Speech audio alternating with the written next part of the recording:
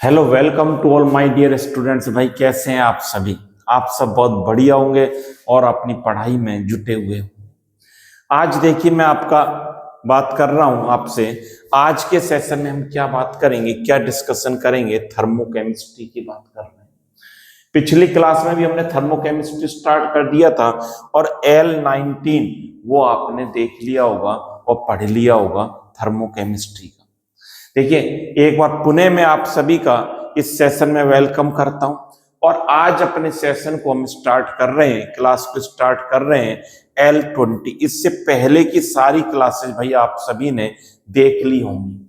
अब यहाँ पर देखिए, आज की क्लास में हम क्या डिस्कशन करेंगे, इस बात को देखें। आज मैं बात करूंगा थर्मोकेमिकल रिएक्शंस की बात करेंगे। थर्मोकेमिस्ट्री की पिछली बार बात करी थी, आज मैं बात कर रहा हूं थर्मोकेमिकल रिएक्शंस और ऊष्मा रासायनिक अभिक्रियाएं क्या होती हैं। बात करेंगे हीट ऑफ रिएक्शंस की बात करेंगे और किसकी बात करेंगे, स्थिर दाब और स्थिर आयतन पर अभिक्रिया ऊष्मा, heat of reaction at constant pressure और कांस्टेंट वॉल्यूम, इनकी बात करेंगे। एक किरचॉफ इक्वेशंस की भी बात करेंगे, यदि टाइम मिल गया तो उसको भी सिमटा देंगे। कुछ न्यूमेरिकल्स को भी देखेंगे। तो सेशन लंबा होने वाला है आज का, इसलिए आराम से पेशेंस के साथ देखें। और ये थर्मोडायनेमिक्स का जो थर्मोकेमिस्ट्री वाला पार्ट है, अपने आप में काफी इंपॉर्टेंट पार्ट है। क्वेश्चंस बनते हैं यहाँ से, हर साल पूछे जा रहे हैं। अब यहाँ पर देखिए क्या बात करेंगे हम। सबसे पहले ये हमने पढ़ लिया था थर्मोकेमिस्ट्री, उससे लिंक मैं आपको एक बार कर रहा हूं कि थर्मोकेमिस्ट्री क्या होती है। जिन अभिक्रियाओं में हम ऊष्मा परिवर्तन की भी बात करते हैं कि कितनी ऊष्मा दी या ली अभिक्रिया ने, ऊष्मा का परिवर्तन हुआ। भौतिक रसायन की वह शाखा जिसके अंतर्गत रासायनिक अभिक्रिया में होने वाले ऊष्मा परिवर्तन का भी अध्ययन करेंगे। लिखना नहीं है, पिछली क्लास में पढ़ चुके हो, वहीं से लिंक कर रहा हूं। आपने पहले पढ़ लिया है, इसे नोट नहीं करना है। The branch of physical chemistry under which heat changes occurring in chemical reaction are study is called thermochemistry. Thermochemistry में भाई कुछ भी नहीं है। थर्मोकेमिस्ट्री में रिएक्शंस की, हीट की और बात करते हैं हम कि कितनी हीट है रिलीज हुई या एब्जॉर्ब हुई, उसकी और बात करते हैं। तो वो क्या बन जाती है, थर्मोकेमिस्ट्री ब्रांच बन जाती है। ये बात हमने पढ़ ली है। जब ये बात भी पढ़ी थी कि दो प्रकार की अभिक्रियाएं हमने बात करी थी, दो प्रकार के रासायनिक परिवर्तन हो सकते हैं। जब दो या दो से अधिक पदार्थ आपस में संयोग करते हैं तो ऊष्मा अवशोषित होगी या उत्सर्जित होगी।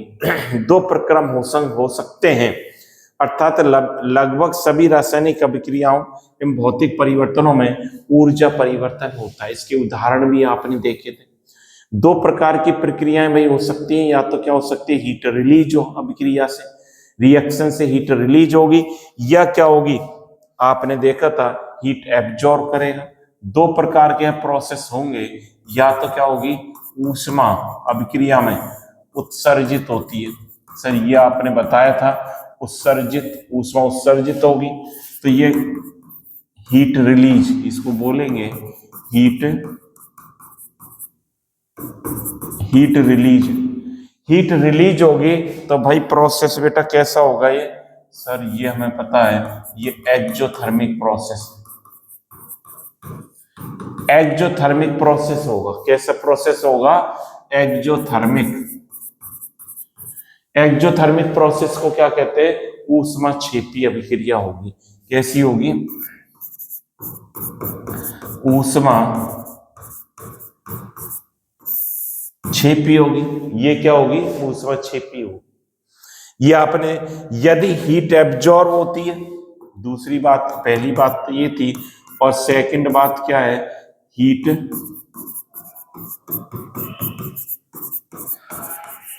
एब्जॉर्ब हो, मतलब ऊष्मा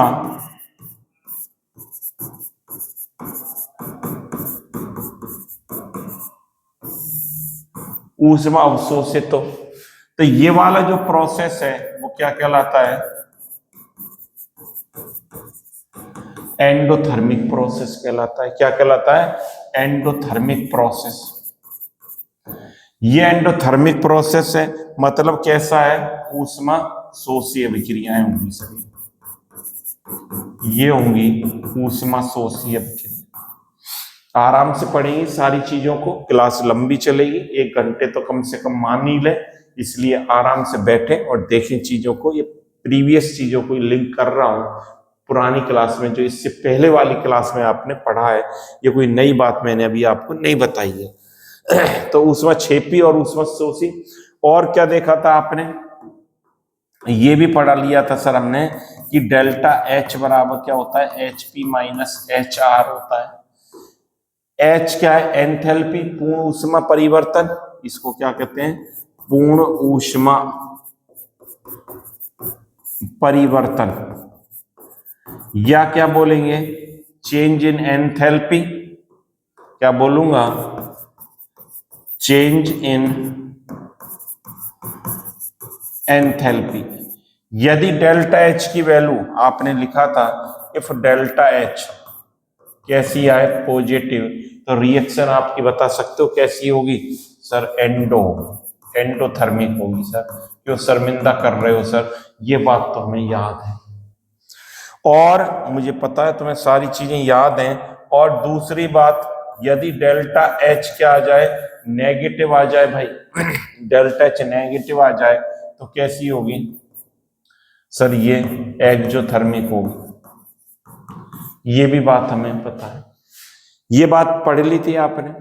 और जब 0 आ जाए तो पढ़ ली, तो थर्मोन्यूट्रल होती है सर, कोई प्रभाव नहीं होगा, न्यूट्रल अभिक्रिया होगी, क्या होगी, ऊष्मीय उदासीन अभिक्रिया होती। ये बात हमने पढ़ ली थी, ये थर्मोकेमिस्ट्री में हम बात कर रहे थे। अब देखिए अगली बात क्या कर रहे हैं, अब बात करेंगे ऊष्मा रासायनिक अभिक्रियाएं। ऊष्मा रासायनिक अभिक्रियाओं में क्या होगा,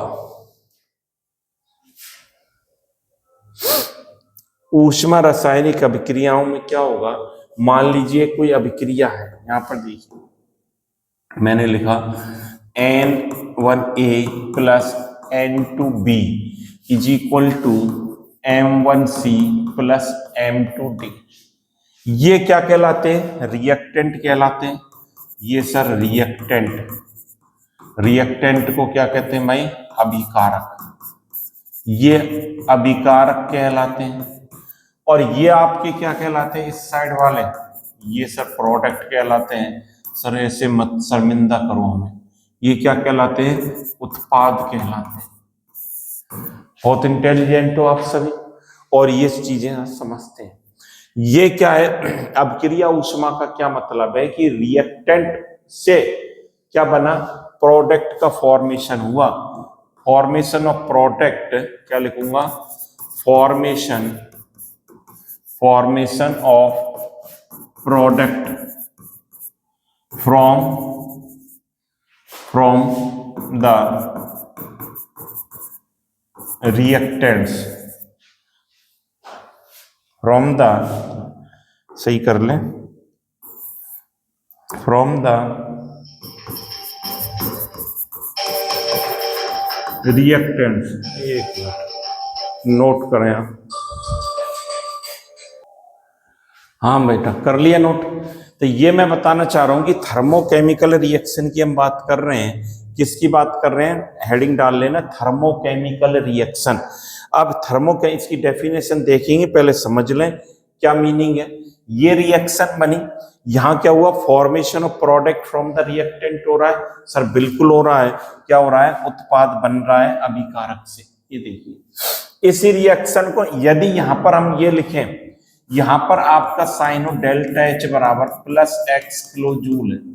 डेल्टा एच बराबर क्या लिख दिया मैंने, प्लस एक्स किलो जूल पर मोल लिख दिया, या जो भी है किलो जूल लिख दिया। किलो जूल लिखना चाहें तो यहां ऐसे लिख सकते हैं, इसको दिख नहीं रहा होगा, आप कट रहा होगा, यहां लिख देता हूं। डेल्टा एक्स बराबर क्या लिख दिया, डेल्टा आर एच बराबर क्या लिख दिया, प्लस एक्स किलो जूल पर मोल, ये लिख दिया, किलो जूल पर मोल लिख दिया। यदि हमने अभिक्रिया रिएक्शन इस प्रकार से लिखी भाई, रिएक्शन कोई हमने ले लिखी N2 gas plus 3H2 gas is equal to sir 2NH3 बनता है। क्या बनता है? 2NH3 गैस, और delta RH is equal to क्या है? -X किलो जूल पर मोल लिख दिया। क्या लिख दिया? किलो जूल पर मोल लिख दिया। इस प्रकार से रिएक्शन को लिख दिया। तो रिएक्शन में क्या अंतर आपको नजर आ रहा है? यहाँ कोई ये बात तो ठीक है, इनकी फेज लिखी है एक तो हमने, एक तो यहां पर आप देख रहे हो इनकी फेज लिखी कि ये गैस है, ये गैस है, ये गैस है, पहली बात। दूसरी बात, यहां पर एनर्जी डेल्टा RH, R किसका? रिएक्शन को डिनोट करता है। डेल्टा माने परिवर्तन क्या हो रहे हैं, H मतलब एंथैल्पी में, पूर्ण ऊष्मा में। ये क्या बताता है? डेल्टा RH क्या बताता है? ये बताता है कि अभिक्रिया जब क्या बन रहा है, अभिकारक से उत्पाद बन रहा है, तो इसकी ऊष्मा में क्या परिवर्तन होंगे, तो वो क्या कहलाएंगी? थर्मोकेमिकल रिएक्शन भाई कहलाती है। यदि आपको ऊष्मा भी लिख रही है, या तो डेल्टा E का मान लिखा होगा, या U कहते हैं आंतरिक ऊर्जा, या एंथैल्पी का। ज्यादातर रिएक्शन हम स्थिर दाब पर ही होती है, क्योंकि वायुमंडलीय दाब रहता है 1 एटमॉस्फेयर, खुले बर्तनों में होती है। तो इसलिए हम किसकी गणना करेंगे? H की बात करेंगे, एंथैल्पी की बात करेंगे। और एंथैल्पी जो है डेल्टा RH, ये जो बात कर रहा हूं, ये कितनी लिख दी? -X किलो जूल पर मोल लिख दी। यदि रिएक्शन में ये भी हो कि ऊष्मा में परिवर्तन कितना हो रहा है, तो वो क्या कहलाती है? थर्मोकेमिकल रिएक्शन कहलाती हैं। यदि मान लीजिए कोई रिएक्शन अपरूपता दर्शाता है, कोई पदार्थ एलोट्रोपी दर्शाता है, जैसे कार्बन है, कार्बन अपरूपता दर्शाता है। बताना भाई कार्बन के अपरूप एलोट्रोप्स कौन से हैं? सर ग्रेफाइट है, डायमंड है, हीरा, और क्या है? फुलरिन। तो इसका अपर रूप भी लिखेंगे हम, क्या लिखेंगे? ग्रेफाइट, ग्रेफाइट, और ठोस होता है कार्बन प्लस O2। अगले पेज पे लिख लें क्या? वो ज्यादा बढ़िया रहेगा। यहाँ देखो, नेक्स्ट पेज पे चलते हैं। जैसे मैंने लिखा कार्बन, और ये क्या है? ग्रेफाइट सॉलिड प्लस O2, और ये क्या है? गैस, और ये क्या कर दिया? ये क्या बनाएगा बताओ? CO2 बनाएगा। इसका ऑक्सीडेशन करा, इसका ऑक्सीडेशन करा या कंबसन, तो क्या बना? CO2 बना, plus delta RH is equal to -Y kilo joule, अरे Y किलो जूल पर मोल लिख दिया। ये भी क्या है? गैस। इसको बैलेंस और कर लो एक बार। ये कार्बन एक ऑक्सीजन दो, तो सर बैलेंस ही है, C+O2, ये तो क्या है? बैलेंस ही है। तो आप यहां पर देख रहे हैं, यहां पर जो है हमने इनकी फेज लिखी। फेज लिखना जरूरी है, किस अवस्था में, कि सॉलिड है, लिक्विड है, क्रिस्टलीय है, जलीय है, और क्या लिखेंगे? एनर्जी में परिवर्तन क्या हो रहा है, वो क्या कहलाएंगी? थर्मोकेमिकल रिएक्शन कहलाती है। ये बात आपके समझ में आ रही होगी कि ये थर्मोकेमिकल रिएक्शन है। इसी प्रकार और लिख सकते हैं, और देखिए, यदि हम ये लिखें AgNO3 प्लस HCl, बताना क्या बनाएगा? AgNO3 और HCl की रिएक्शन कराओ भाई, क्या बनेगा? AgNO3 के आगे हम ऐसे लिख दें, ये क्या है? एक्वस। यदि ये लिखा है तो इसका मतलब है जलीय। ये HCl क्या है? लिक्विड लिख देता हूं, ये क्या है? लिक्विड है यदि हमारे पास। तो ये क्या बनाएगा? ये देगा sir AgCl solid plus HNO3, ये लिक्विड। HNO3 क्या बना दिया? लिक्विड, और डेल्टा RH बराबर लिख दिया, क्या लिख दिया? X किलो जूल पर मोल लिख दिया। क्या लिख दिया? X किलो जूल पर मोल लिख दिया। इसका मान हमने ये लिख दिया, और चाहो तो ये माइनस। यदि मेरा कहने का मतलब ये है कि रिएक्शन में फेजो अवस्थाएं होने के साथ साथ ऊष्मा परिवर्तन का मान भी लिखा हो तो अभिक्रियाएं क्या कहलाती हैं भाई? थर्मोकेमिकल ऊष्मीय रासायनिक अभिक्रियाएं कहलाती हैं। लिखा मिलेगा आपको, याद करने की इनको जरूरत नहीं है कि इसका मान कितना है, इसकी वैल्यू कितनी है। ये प्रैक्टिकल थिंग्स हैं, इनको हमें याद करने की भाई आवश्यकता नहीं, लिखी मिलेगी। ये थर्मोकेमिकल रिएक्शन है। मान लीजिए कोई रिएक्शन इस प्रकार से क्या है, यदि हम लिखें A plus B is equal to C plus D है और डेल्टा आर एच बराबर है मान लो x किलोजूल पर मोल, ये लिख रहा है। तो यहां यदि इसको हम मल्टीप्लाई करें, इसको क्या करें? मल्टीप्लाई इसको क्या कर दूं? यदि मैं क्या कर दूं, इसको मल्टीप्लाई करता हूं, इसको करता हूं इंटू 2 कर देता हूं, तो पूरी रिएक्शन में 2 से मल्टीप्लाई होगा। ये क्या बन जाएगी ये बताना चाहता हूं मैं आपको कि भाई ये किस प्रकार से बन जाएगी। ये रिएक्शन अपनी क्या हो जाएगी? अब ये ऐसे हो जाएगी 2a plus 2b is equal to 2c 2d और डेल्टा आर एच भी क्या हो जाएगा? 2x। मतलब जितने से गुणा करेंगे उतने से भाग देंगे, उतने से सब में भाग देना पड़ेगा। यदि एक बात और है, यदि रिएक्शन को हम देखें, एक चीज और है, मान लीजिए कोई रिएक्शन इस प्रकार से है, N2 ये लिखा plus 3H2 is equal to 2NH3 और ये गैस, और इसके लिए delta R H minus X kilo joule पर मोल है। यदि इसको रिवर्स करके लिखना चाहें हम, मैं ऐसे लिखना चाहता हूं, इसको ही क्या कर दूं? रिवर्स, उल्टा कर दें। कैसे? 2NH3 is equal to N2 plus 3H2। अब इसका साइन चेंज हो जाएगा, delta R H equal to, यहाँ प्लस था माइनस तब क्या जाएगा plus kilo X kilo joule पर मोल। ये बताना चाहता हूं, ये कंसेप्ट आपके बैठा क्या नहीं भाई दिमाग में? ये बात समझ में आ रही है कि नहीं आ रही? सर बिल्कुल समझ में आ रही है। मैंने ये कहा है कि जब ऊष्मा का मान भी लिखा हो रिएक्शन में, थर्मोकेमिकल रिएक्शन होगी। और क्या नजर आएगा आपको? ये जो है मल्टीप्लाई करें, भाग दें तो सारी रिएक्शन में होगा। साथ ही साथ यहां पर क्या नजर आएगा? जब इसको रिवर्स करके लिखें तो ये साइन चेंज हो जाता है। अब परिभाषा पर आओ। थर्मोकेमिकल रिएक्शन ऐसा कोई एग्जाम में पूछा नहीं जाता है, हमें पता होना चाहिए क्या होती है थर्मोकेमिकल। ऊष्मा रासायनिक अभिक्रियाएं हैं, वे रासायनिक अभिक्रियाएं होती हैं जिनमें अभिक्रिया के दौरान ऊष्मा का अवशोषण या उत्सर्जन होता है। पहली बात तो ये, माइनस प्लस में तो हो रहा है, माइनस का मतलब उत्सर्जन हो रहा है, प्लस का मतलब अवशोषण हो रहा है, थर्मोकेमिकल रिएक्शन हो गई। दूसरी बात क्या लिखी है यहां पर देखो, इंग्लिश में भी एक बार देख लेते हैं।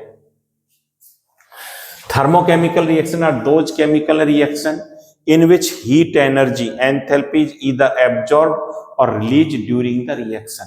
या तो हीट एब्जॉर्ब की जाएगी या हीट रिलीज की जाएगी, ये बात आपने पढ़ी। और वह रासायनिक समीकरण जिसमें अभिकारक और उत्पाद के अतिरिक्त वह रासायनिक समीकरण जिसमें अभिकारक और उत्पाद के अतिरिक्त उस अभिक्रिया में होने वाले आंतरिक ऊर्जा परिवर्तन डेल्टा ई आंतरिक ऊर्जा परिवर्तन अथवा पूर्ण ऊष्मा परिवर्तन डेल्टा एच की भी सूचना दी जाती है। ज्यादातर डेल्टा एच की मिलेगी क्योंकि ये 1 एटमॉस्फेयर पर ही हो रही है सारी रिएक्शन, तो हम डेल्टा एच को ही कंसीडर करेंगे जो है ये बात। यदि डेल्टा ई भी दे रखा है तो हमारे लिए कोई दिक्कत नहीं है। यदि यही बात आपसे मैं कह रहा था कि इसमें जो है ऊष्मा की सूचना भी हमको दी जाएगी कि कितनी हीट रिलीज हुई और कितनी एब्जॉर्ब हुई, ऊष्मा रासायनिक समीकरण कहलाती है। A thermochemical equation in a chemical equations that in addition to showing the reactant and product also indicate the changes in internal energy के changes भी हो और the heat changes occurring in the reaction, ये changes भी हों तो वो क्या कहलाती, क्या कहलाएगी, थर्मोकेमिकल रिएक्शन भाई कहलाती है। तो ये बात आप नोट कर लें और डन लिख दें, नोट हो जाए तब डन लिख देना, तब ये बात आपने सारी समझ ली और फिर अगली बात पर अपन फोकस करेंगे। ये भाई डन लिख, अगला टॉपिक फिर समझेंगे। इतना नोट कर लिया बेटा, नोट बहुत बढ़िया। अब यहाँ पर देखिए, ये आपने नोट कर लिया, तो ये सारी बातें आपने नोट कर ही ली, पहले ये समझ ही लिया हमने, ये भी समझ लिया सर, ये भी नोट कर लिया और ये भी आपने नोट कर लिया। अब ये भी, ये एक्स्ट्रा आ रहा है, कोई नहीं। अब यहाँ पर देखिए, अभिक्रिया ऊष्मा की बात करेंगे। अभिक्रिया ऊष्मा क्या है, इसको हटा देते हैं स्लाइड को, यहाँ पर देखिए। अब हेडिंग लगा लें heat of reaction. Heat of reaction, अभिक्रिया ऊष्मा क्या होती है इसको समझ लें, कुछ भी नहीं है। ये डेल्टा एच, मान लीजिए कोई रिएक्शन है, क्या है, A + B = C + D, ये अभी बता रहे थे। ये तो क्या है, अभी आपने देखा था, ये क्या कहलाते हैं, रिएक्टेंट कहलाते हैं सर, अभिकारक कहते हैं, अभिकारक। और ये क्या कहलाते हैं, प्रोडक्ट्स कहलाते हैं, उत्पाद कहलाते हैं। यही तो होता है, ये अभिकारक कहलाते हैं और दूसरे क्या कहलाते हैं, उत्पाद कहलाते हैं। इसमें कोई दिक्कत हमें नहीं है, एक अभिकारक है और एक क्या है, उत्पाद है। अब ये अभिकारक से उत्पाद बने तो ऊष्मा में क्या चेंजेज आएगा, वही क्या कहलाती है, हीट ऑफ रिएक्शन कहलाती है, और कुछ ना है, और कुछ नहीं है, वही क्या कहलाएगी, अभिक्रिया ऊष्मा कहलाती है। मतलब कि इसमें डेल्टा आर एच, यदि एंथैल्पी को ले रहे हैं तो क्या होगी, क्या चेंजेज नजर आएंगे, ये होता है ना HP - HR, ये होता है, ये हमने पढ़ रखा है। मतलब रिएक्टेंट से प्रोडक्ट के फॉर्मेशन में जो एनर्जी में चेंजेस शो होंगे, ऊर्जा में जो परिवर्तन होंगे, वो क्या कहलाएगी, हीट ऑफ रिएक्शन कहलाती है। ऐसा कोई विशेष इसमें कुछ भी नहीं है। क्या होगा, चेंजेज अकरिंग, ये परिभाषा देख लें आप, इसमें क्या लिख रहा है, निश्चित ताप व दाब पर रासायनिक समीकरण द्वारा दर्शाए गए अभिकारकों के मोल उसी ताप दाब पर उत्पाद के मोलों में पूर्णतः अभिकृत होने पर, अभिकारक पूर्णतः किसमें परिवर्तित होगा, उत्पाद में अभिकृत होने पर पूर्ण ऊष्मा परिवर्तन, एंथैल्पी या प्राप्त उत्पाद और अभिकारकों की एंथैल्पी में अंतर अभिक्रिया ऊष्मा कहलाती है। एंथैल्पी में जो परिवर्तन आएगा वो क्या कहलाती है, हीट ऑफ रिएक्शन कहलाती है। At constant temperature and pressure पर बात कर रहे हैं, एंथैल्पी कांस्टेंट प्रेशर पर होती है और आंतरिक ऊर्जा कांस्टेंट वॉल्यूम पर होती है। At constant temperature and pressure, the total heat evolved or absorbed when the reactants in a chemical equation completely react to form the product. Complete react करेगा भाई, वो complete खत्म हो जाएगा, reactant product बना देगा। The changes in enthalpy of the reaction are the reaction heat. It is equal to difference in enthalpy between the product and reactant. यही हमने लिखा है कि ये जो चेंजेज आएंगे, यहाँ जो चेंजेज आएंगे, इससे ये बनेगा HP - HR, ये क्या कहलाती है, हीट ऑफ रिएक्शन कहलाती है। तो इसकी डेफिनेशन को नोट कर लें बस, और ऐसा कुछ भी नहीं है। डेफिनेशन आप इसकी नोट कर लें, इसकी डेफिनेशन को नोट कर लें।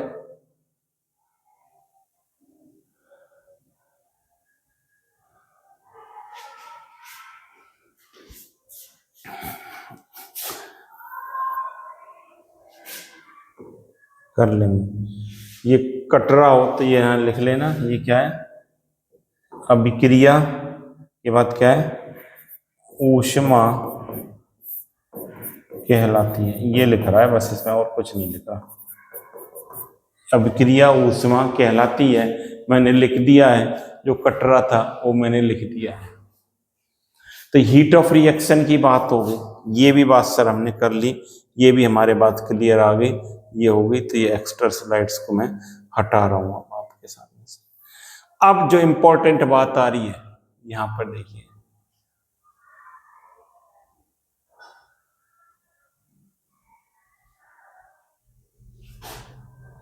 यहां पर देखिए भाई, ये जो आ रही है,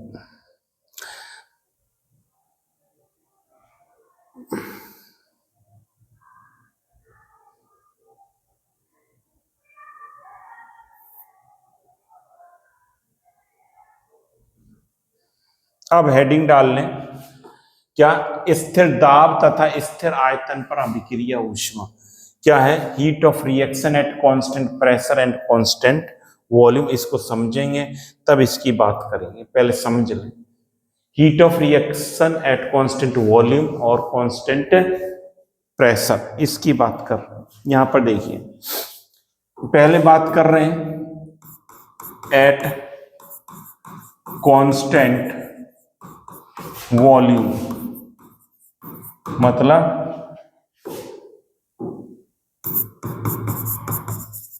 स्थिर आयतन पर, स्थिर आयतन की बात कर रहे हैं। स्थिर आयतन पर देखिए, जो एनर्जी होती है स्थिर आयतन पर, एनर्जी को हम क्या लिखते हैं, यू, या ये क्या कहलाती है, ई कहलाती है। यू ऑब्लिक मत मान लेना तुम इसको, या कर लिख लो, और क्या कहलाती है, ई, आंतरिक ऊर्जा। ये क्या है, स्थिर आयतन पर एनर्जी क्या कहलाती है, इंटरनल एनर्जी, इंटरनल एनर्जी, इसको बोलते हैं आंतरिक ऊर्जा। जब अभिक्रिया स्थिर आयतन पर हो रही होती है तब कौन सी टर्म काम में लेंगे, आंतरिक ऊर्जा को काम में लेंगे। ये अपने को पता होना चाहिए कि आंतरिक ऊर्जा की बात होगी जब कहां पर होगी, स्थिर आयतन पर होगी।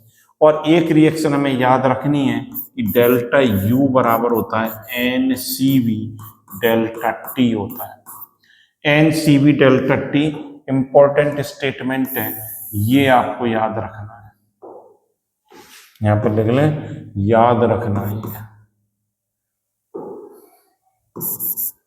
अरे क्या हो रहा है इसमें, डेल्टा यू बराबर क्या होता है, N C V delta T होता है।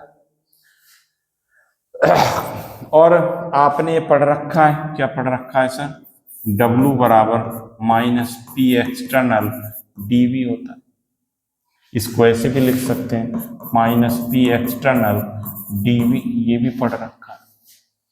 और फर्स्ट लॉ ऑफ थर्मोडायनेमिक्स से क्या लिखा है, डी यू बराबर क्या होता है, Q plus W.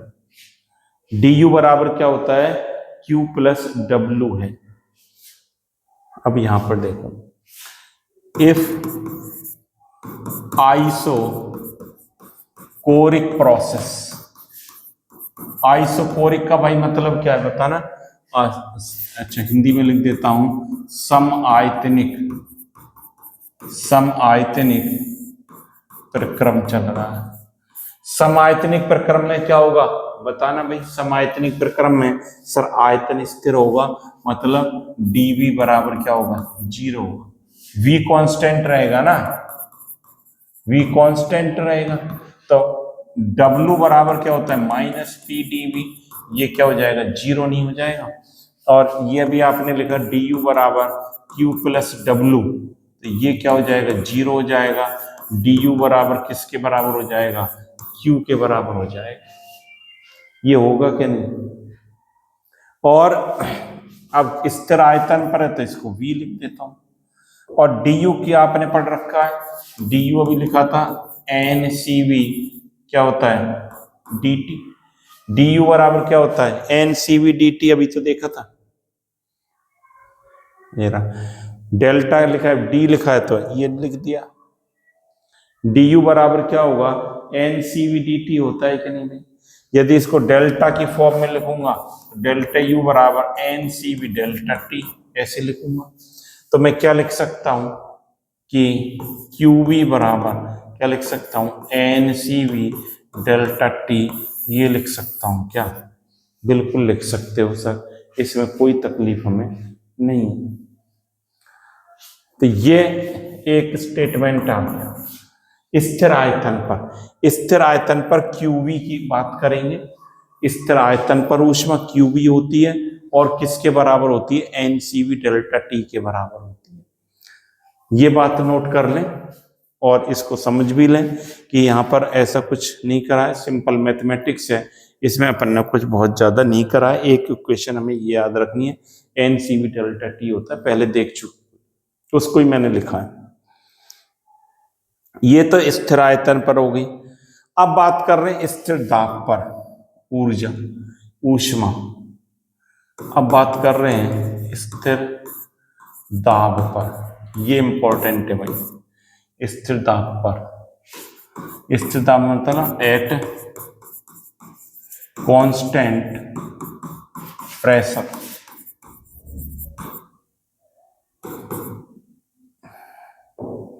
At constant pressure की बात करेंगे। स्थिर दाब पर एट कांस्टेंट प्रेशर पर बात करेंगे। अब इसकी बात करने वाले,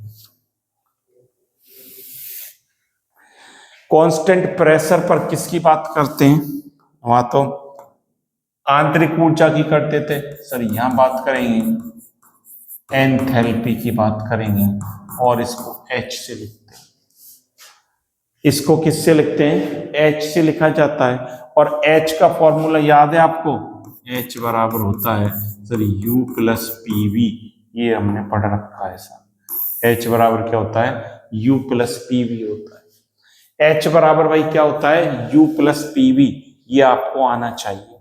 H बराबर U प्लस PV होता है, आपको याद रहना चाहिए, इसमें कोई दिक्कत यहाँ पर नहीं है, नहीं है ना? बोलो। इसको ऐसे भी लिख सकता हूं मैं, कैसे? ये लिख सकता हूं DH बराबर, पढ़ रखा है आपने, DU प्लस DPV, ऐसे भी तो लिख सकता हूं। और DH बराबर DU plus PDV plus VDP, ऐसे भी लिख सकते हैं।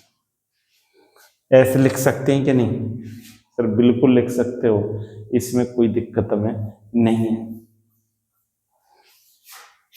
और DU बराबर क्या होता है? Q प्लस W, और W किसके बराबर है? Minus PDV। W किसके है? माइनस PDV, तो ये क्या बन जाएगा?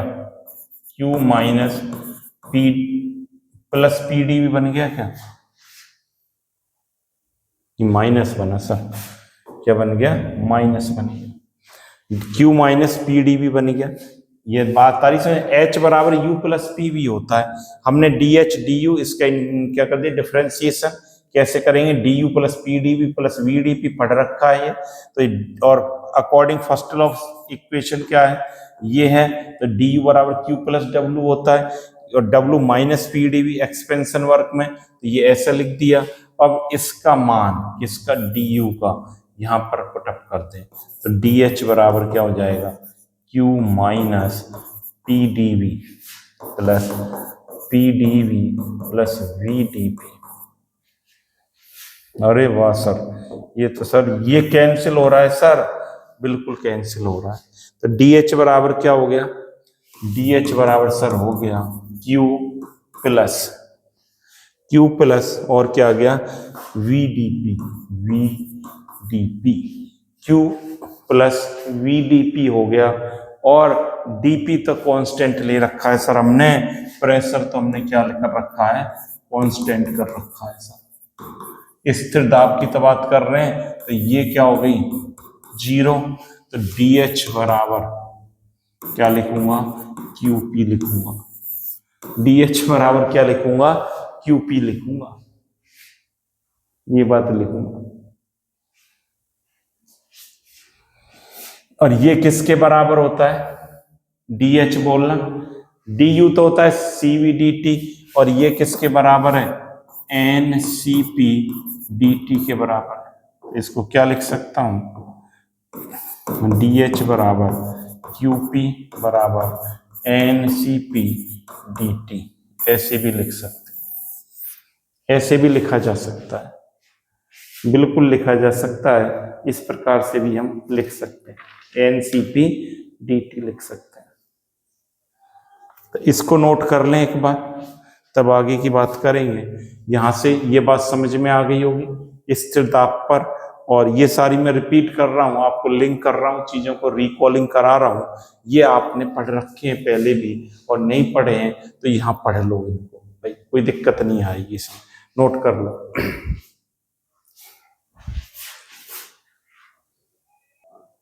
ये नोट हो गया बेटा, बहुत बढ़िया। अब देखिए एक बात और इसमें मैं सिखाना चाहता हूं आपको, क्या यहां पर हेडिंग डालें, रिलेशन बिटवीन, किसके बीच रिलेशन की बात करेंगे, delta H and delta U। Sir relation की याद मत दिलाओ sir, delta H and delta U relation हमारे बहुत बढ़िया है सर सबसे। तो रिलेशन की बात करेंगे, किस किस के बीच बात करेंगे, डेल्टा H और डेल्टा U के बीच बात करेंगे, इसके बीच क्या क्या रिलेशन है। अब यहां पर देखिए पहली बात करें, अभी हमने एक इक्वेशन पढ़ी थी, क्या पढ़ी थी, H बराबर सर क्या होता है, U प्लस PV होता है। H बराबर क्या होता है, U प्लस PV होता है। H बराबर U प्लस PV है, और यदि मैं इसको ऐसे भी लिख सकता हूं, डेल्टा H बराबर delta U plus delta PV, ऐसे भी लिख सकता हूं। डेल्टा H बराबर क्या हो गया, delta U plus delta PV, और सर इसको क्या लिख सकते हैं, डेल्टा H बराबर delta U plus delta PV का मतलब क्या है, P2V2 माइनस P1V1, ये लिख सकते हैं। और ये अपने इक्वेशन बड़ी इंपॉर्टेंट इक्वेशन हो गई, ये हो गई डेल्टा H बराबर delta U P2V2 minus P1V1। और ये रिएक्शन ऑलवेज एप्लीकेबल है, ऑलवेज, इसका क्या मतलब है सर, ऑलवेज एप्लीकेबल, ये आइडियल गैस पर भी एप्लीकेबल है, रियल गैस पर भी एप्लीकेबल है, मतलब कैसी भी कंडीशन हो सब जगह एप्लीकेबल है। ये वाला फॉर्मूला हमारा सब जगह काम आएगा, डेल्टा H बराबर delta U P2V2 minus P1V1, numericals में काम आएंगे ये रिलेशन। तो पहली बात हमने ये सीख ली, और ये लो ऐसे लिख लो, हेडिंग लगा दिया आपको। दूसरी बात देखो, दूसरा रिलेशन किसकी बात करेंगे, फॉर आइडियल गैस, किसकी बात करेंगे, for ideal gas, ideal gas, ideal gas क्या मतलब है, आइडियल गैस का सर, आदर्श गैस के लिए, आदर्श गैस के लिए बात कर रहा हूं, जब when not undergoing any physical and chemical changes, जब कोई भौतिक रासायनिक परिवर्तन नहीं हो रहे हैं। कब के लिए बात कर रहे हैं, जब कोई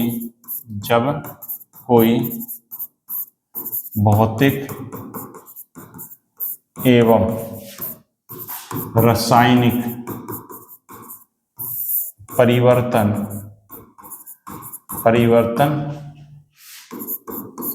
नहीं हो, जब कोई भौतिक रासायनिक परिवर्तन नहीं हो तब क्या रिलेशन निकल कर आएगा, H और इसमें देखो क्या लिखेंगे, बताओ क्या लिख सकते हैं इसको,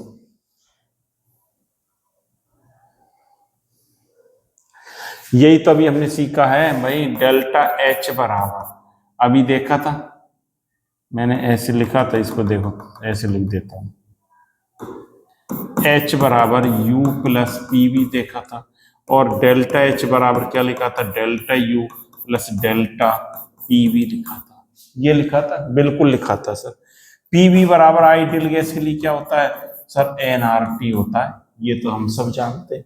तो एनआरटी की वैल्यू भाई यहां लिख दे, इसमें क्यों देर कर रहा है। डेल्टा एच बराबर क्या हो जाएगा, delta U plus delta NRT कर दे, इसको क्या कर दे, डेल्टा एनआरटी कर दे, डेल्टा एनआरटी कर दे। अब यहां पर देखिए क्या, डेल्टा एच बराबर delta U, N R constant है, एन आर और डेल्टा टी, ये रिलेशन निकल कर आ गया।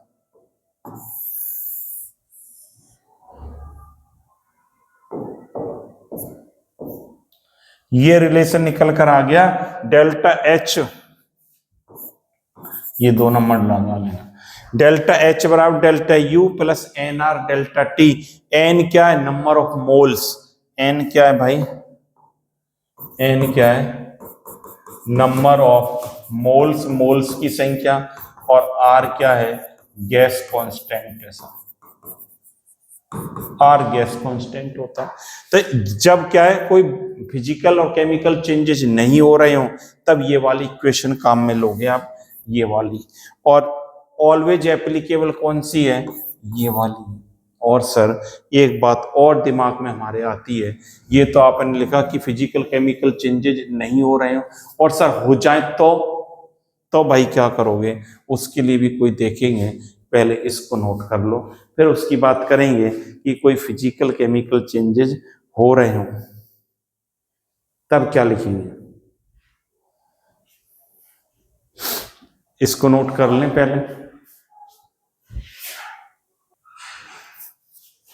कर लिया नोट भाई, बहुत बढ़िया। और देखिए अपनी तो भाई चाय आ चुकी है, और देखो ठंड का मौसम है और चाय जरूरी हो जाती है। वाह भाई वाह, मजा आ गया अभी चाय में। अब यहां पर देखिए, बहुत बढ़िया, ऐसे मौसम में यदि चाय हो तो पढ़ाने का मजा ही कुछ और हो जाता है। अब यहां पर देखिए तीसरी बात करें, for ideal gases, for ideal gases की बात कर रहा हूं, when undergoing any physical and chemical changes, वहां तो नॉट अंडरगोइंग था, अंडरगोइंग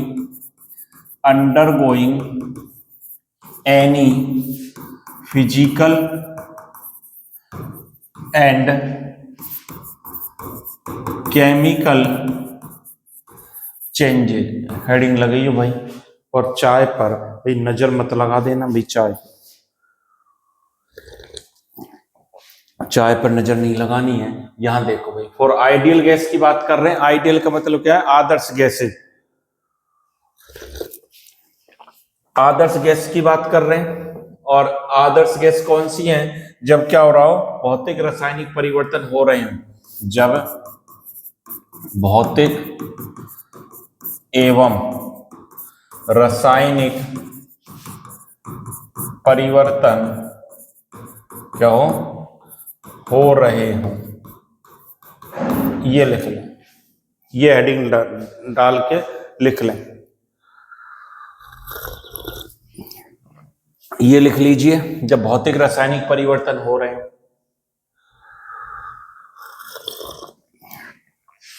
ये बात लिख ली।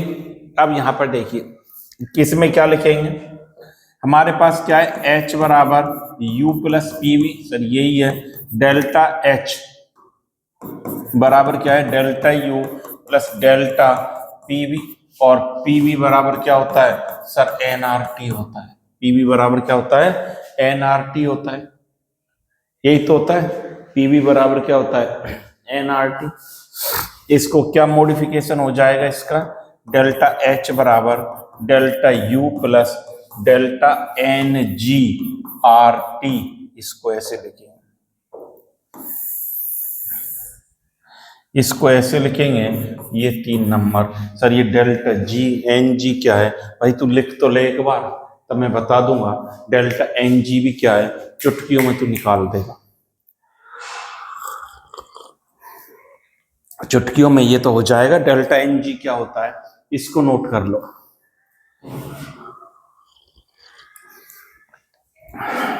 इसको नोट कर लें। डेल्टा एन जी क्या होता है? डेल्टा एन जी क्या है? चलो डेल्टा एन जी लिख ले। डेल्टा एन जी लिख ले भाई। डेल्टा एन जी क्या है? Number of gaseous molecule, gaseous molecules of product minus है ये, minus number of gaseous molecules of reactant. ये है इसका मतलब। नहीं आप बात आई कि समझ में कुछ? Number of gaseous molecules of product minus number of gaseous molecule of reactants. ये हमें लिखना है। इसका क्या मतलब है? Number of gaseous molecule of product minus number of gaseous molecule of reactant. इसका मीनिंग बताना भाई क्या है। आज भाई क्लास थोड़ी लंबी चलेगी, इसलिए पेशेंस रखना। क्या लिखूंगा? उत्पाद के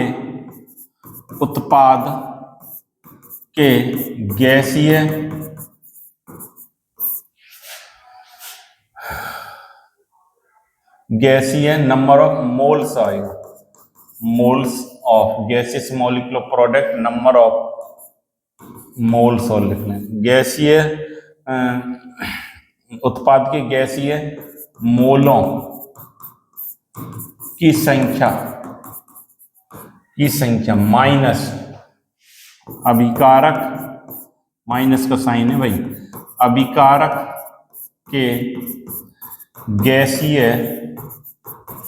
मोलों की संख्या।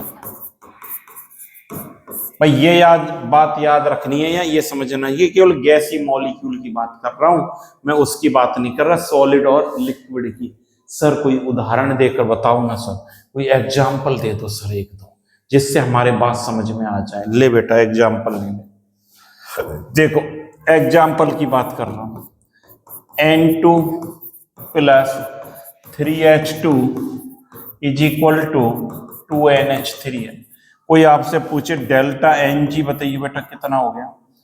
उत्पाद के मॉलिक्यूल कितने हैं? 2 सर 2 हैं, माइनस, अरे ब्रैकेट की जरूरत नहीं है, 2 माइनस अभिकारक के कितने हैं सर?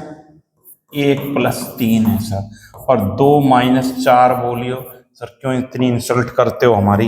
यहां पर देखिए क्या हो जाएगा, -2। डेल्टा एन जी की वैल्यू क्या आ गई? -2 आ गई। ये डेल्टा एन जी भाई क्या आ गया? -2 आ गया बेटा। ये नोट कर लो, ये नोट इंपॉर्टेंट है, ये नोट करने के लायक है। डेल्टा एन जी क्या आ गया? -2।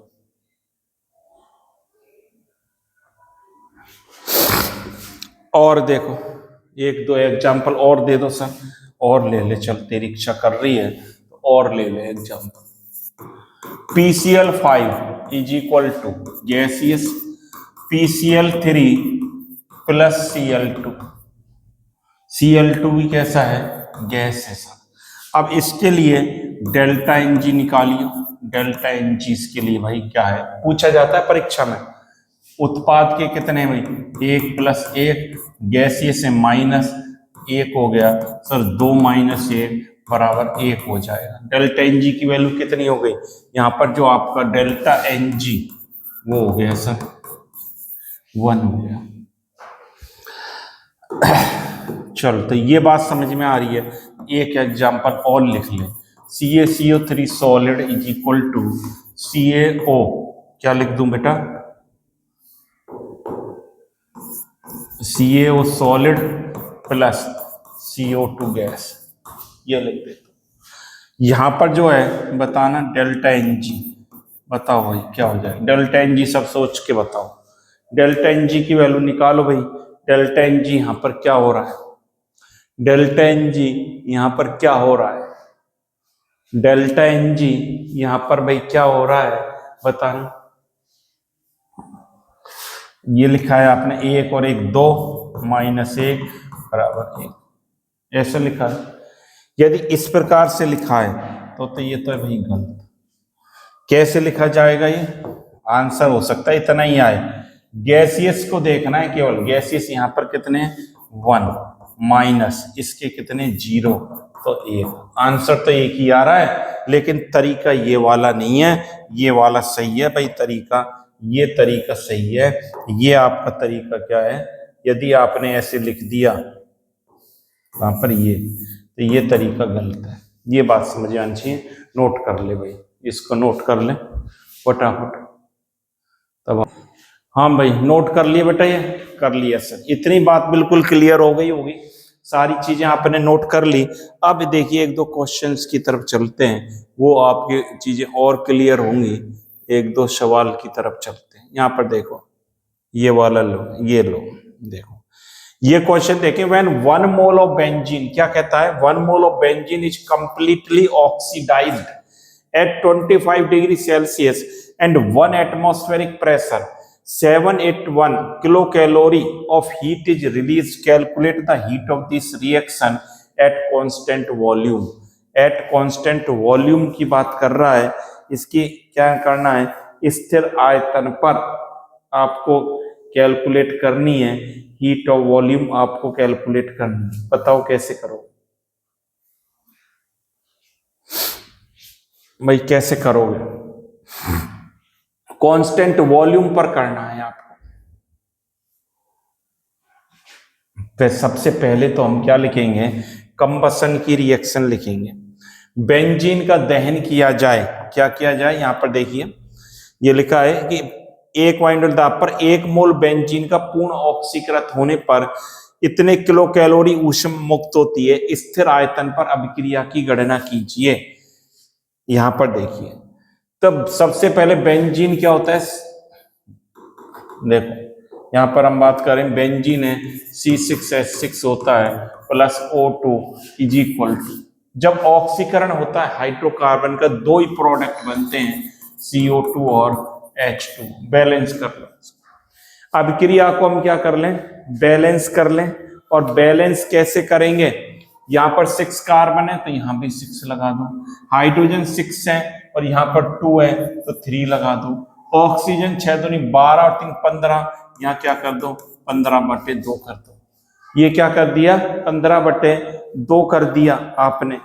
और ये जो है बेंजीन किस फॉर्म में, लिक्विड, ये गैस और ये भी गैस है और ये क्या है लिक्विड है। ये क्या है और क्या कहता है, अब ये तो सबसे पहले तो ये लिखेंगे 781 किलो कैलोरी ऊष्मा मुक्त होती है, मतलब डेल्टा H बराबर -781 किलो कैलोरी ऊष्मा मुक्त हो रही है। इतनी बात नोट कर लो इसको पहले, ये रिएक्शन लिख कर ली ये बात आपने। ये रिएक्शन देखिए, जब भी हाइड्रोकार्बन का ऑक्सीकरण होता है, दहन होता है, तो हमेशा क्या बनते हैं, यही प्रोडक्ट बनता है CO2 और H2। अपने पास रिएक्शन क्या थी, delta H is equal to delta U plus delta NgRT। Sir ये रिएक्शन थी और आपसे ये पूछा गया है, क्या पूछा गया है आपसे, स्थिर आयतन पर, ये है स्थिर आयतन पर डेल्टा U पूछा गया है सर हमसे। डेल्टा U बराबर होगा delta H minus delta NgRT। Delta H आ गया आपके पास, रिलीज हो रही है इसलिए माइनस में लिख दी डेल्टा H। डेल्टा Ng निकालो, डेल्टा Ng कैसे निकालते हैं, अभी बताया था उत्पाद के मोल कितने, 6 + 3, 6 प्लस, ये तो लिक्विड है, ये तो क्या है लिक्विड है। क्या करेंगे, इसको सही कर ले, इसको क्या लिख ले, लिक्विड लिख लिया।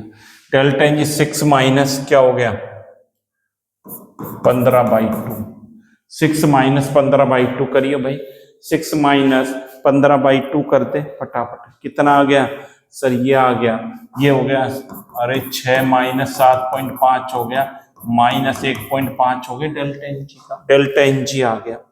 टी कितना दे रखा है, देखिए भाई टी कितना दे रखा है 25 डिग्री सेल्सियस। टी सर दे रखा है 25 डिग्री सेल्सियस। 25 प्लस 273 करिए तो 298 केल्विन आ गया, बिल्कुल आ गया। टी इतना आ गया। और क्या टी आ गया, आर।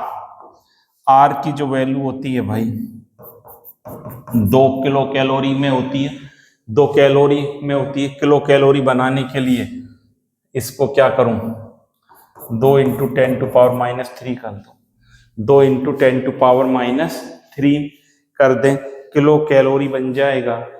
ये कैलोरी है और इसको किलो कैलोरी में बनाना है तो क्या बन जाएगा, ये है किलो कैलोरी में। आर का मान, आर आ गया, टी आ गया, delta N G, delta H आपके पास है ही। अब तो सारी वैल्यू को पुटअप कर दे भाई, अब तो कोई दिक्कत नहीं होनी चाहिए। ये क्या लिखूं बताओ, डेल्टा एच कितना लिखना है मुझे, डेल्टा एच सर -781 है। कितना है देखो, -781 माइनस डेल्टा एन जी कितना है सर, -1.5 है। और आर की वैल्यू 2 गुणा 10⁻³ इंटू 298। इस सब का गुणा भाग कर लेना और आंसर आपका निकल कर आ जाएगा। आंसर आपका निकल कर आ जाएगा, कितना आएगा, ये आएगा सर लगभग -780 आएगा, किलो कैलोरी में आएगा। किलो कैलोरी में आपका जो आंसर निकल कर आएगा। तो इस प्रकार से अप्रोच करनी है क्वेश्चंस पर, इस प्रकार से अप्रोच करनी है। हमें क्या करना है, रिएक्शन को लिखना है। डेल्टा एन जी आपने निकाल लिया फिजिकल केमिकल चेंजेज के लिए, ये वाला फॉर्मूला लेंगे काम में। डेल्टा यू निकलवाया इन्होंने तो डेल्टा एच इसको इसी को मॉडिफाई कर लिया और ये सारी वैल्यूज को यहाँ पर हमने पुटअप कर दिया, तब क्वेश्चन हमारा हो पाएगा। भाई नोट कर ले फटाफट, नोट कर लीजिए फटाफट करें। एक सवाल और देख लेते हैं कहीं, सर एक सवाल और बता दो सर। लो भाई एक सवाल और ले लो। ये क्या कहता है, eight constant volume and 25 degree Celsius the heat of formation of methane. Methane का फॉर्मेशन हो रहा है तो हीट कितनी निकलती है, 72.36 kilo joule. Calculate the heat of formation of the reaction at same temperature under constant pressure. Constant pressure पर calculate करनी है, वेरी गुड। ये कांस्टेंट प्रेशर पर हमें कैलकुलेट करनी है। आर की वैल्यू हमें ये दी है जूल पर केल्विन, ये मान के चलें, ये आपको डाटा गिवन है, ये कुछ भी नहीं है। ये आर की वैल्यू आपको दे रखी है। स्थिर आयतन पर 25 डिग्री सेल्सियस मेथेन की संभवन ऊष्मा का मान इतना है, इसी ताप पर अभिक्रिया स्थिर दाब पर संभवन ऊष्मा की गणना करिए। पहले तो मेथेन को बनाना पड़ेगा कि मेथेन किस समीकरण से बनती है। मेथेन को कैसे बनाएंगे sir, carbon solid plus hydrogen gas और इज इक्वल टू CH4 बनेगा। CH4 गैस बनेगी, क्या बनेगी, CH4 गैस बन जाएगी। CH4 क्या बनेगी, गैस बनेगी। बैलेंस करिए भाई, इसको बैलेंस कर लें, ये बैलेंस, या कार्बन एक हाइड्रोजन 2 है और 4 है, 2H2 कर दिए, सिंपल सी बात है। अब डेल्टा एन जी निकाल ले भाई फटाफट। पहले डेल्टा एन जी बराबर ये एक उत्पाद के ये 2 -1 आ गया, डेल्टा एन जी आ गया -1।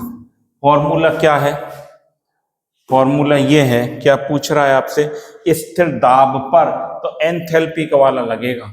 डेल्टा एच बराबर delta U plus delta N G R T. Sir आज फॉर्मूला ये लगेगा, परिवर्तन हो रहा है। और डेल्टा यू के मान दे रखा है क्या आपको, बिल्कुल दे रखा है, -72.36 माइनस डेल्टा यू -72.36 दे रखा है। डेल्टा यू का मान ये दे रखा है और आर का मान क्या दिया है, 8.314 और टी भी होगा फिर 25 डिग्री सेल्सियस बराबर 298 केल्विन हो गया। अब तो कर ले भाई, इनको रख दे सारी वैल्यू को पुटअप कर दे। अब कहाँ दिक्कत आ रही है?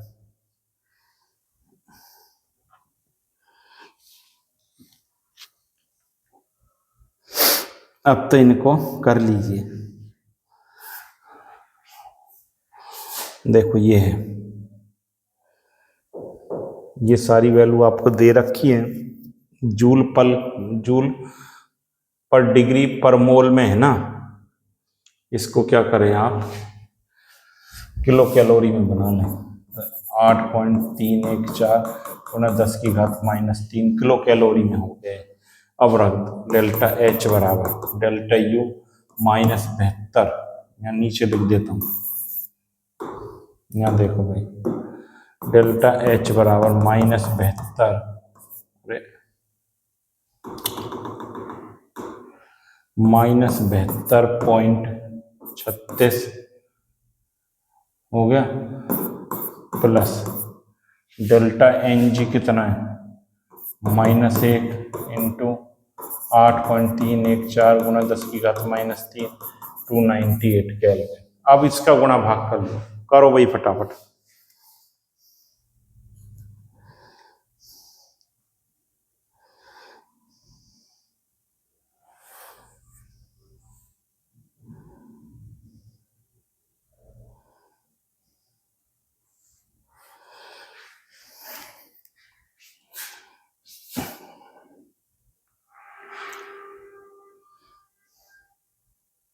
कितना आएगा, कराएगा भाई? डेल्टा एच बराबर निकालिए भाई, कितना आएगा?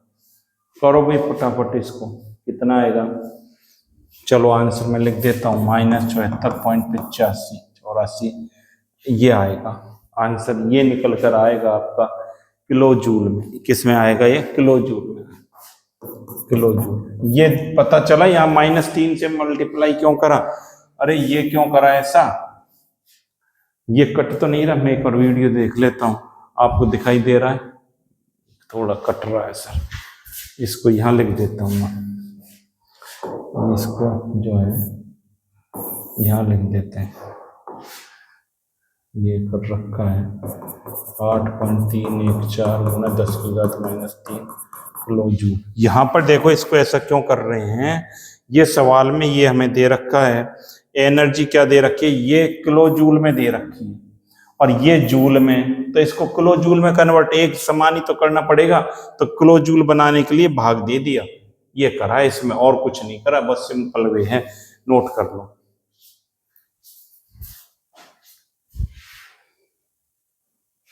एक सवाल और देखते हैं भाई, तब इसको क्लास को बंद करेंगे, क्लोज करेंगे भाई। यहाँ देख लो, इसको और देख लो, एक सवाल को क्या कहता है, 25 डिग्री सेल्सियस तथा 1 वायुमंडलीय दाब पर कार्बन की दहन अभिक्रिया भी दे दी इन्होंने। Carbon plus O2 = CO2, delta H का मान दिया है। स्थिर आयतन पर कार्बन की दहन ऊष्मा की गणना करिए। डेल्टा यू निकलवा रहा है। यहाँ पर देखिए क्या रिएक्शन है, दोबारा लिख देता हूँ, C+O2 गैस = CO2 गैस, और ऊष्मा आपको दी है, कितनी दी है, -393.5, डेल्टा एच -3, ये दिया है -393.5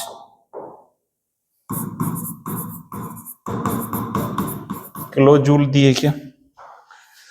बिल्कुल सर, किलो जूल दी है, ये दी है। और ये कह रहे हैं कि डेल्टा क्या चाहिए, डेल्टा यू चाहिए, यू निकाल दो। फॉर्मूला क्या है, डेल्टा एच बराबर delta U plus delta NG/RT होता है। इसके लिए आपको क्या करना पड़ेगा, ये अपना फॉर्मूला है। इसके लिए आपको सबसे पहले डेल्टा NG निकालोगे। डेल्टा NG 1 है यहाँ पर, माइनस यहाँ भाई 1 है, 0 आ गया। डेल्टा NG 0 होते ही ये डेल्टा H बराबर क्या हो गया, डेल्टा U प्लस 0, मतलब डेल्टा H बराबर क्या हो गया, डेल्टा U। और डेल्टा H का मान कितना है, डेल्टा H का मान आपको दे रखा है, कितना दे रखा है, इतना दे रखा है।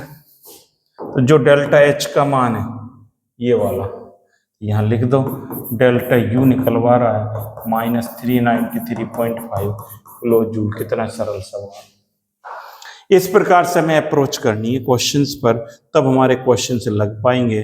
तो आज के लिए भाई इतना ही कंप्लीट कर लें। आज की क्लास में लंबा हुआ है थोड़ा, और इसको आप ध्यान से देखेंगे, चीज़ों को पढ़ेंगे, समझेंगे, तभी चीज़ें क्लियर हो पाएंगी। नहीं तो रिजल्ट की स्थिति आप देख रहे हो, अभी आज 3rd सेम का रिजल्ट आया है RRBM यूनिवर्सिटी का, और ज़्यादातर बच्चों की हालत बहुत पतली है। क्यों पतली है हालत, क्यों गंभीर हालत है बच्चों की? हम पढ़ना नहीं चाहते, हम उनको रिवीजन नहीं करना चाहते, इसलिए बार बार इनको रिवाइज करते रहें, चीज़ों को समझते रहें, और जितना ज़्यादा आप रिवीजन करेंगे उतना ही बढ़िया कंसेप्ट आपके क्लियर होंगे। तो thank you students, have a nice day. लगातार बने रहें और मिलते हैं नई क्लास में नए टॉपिक के साथ। Thank you.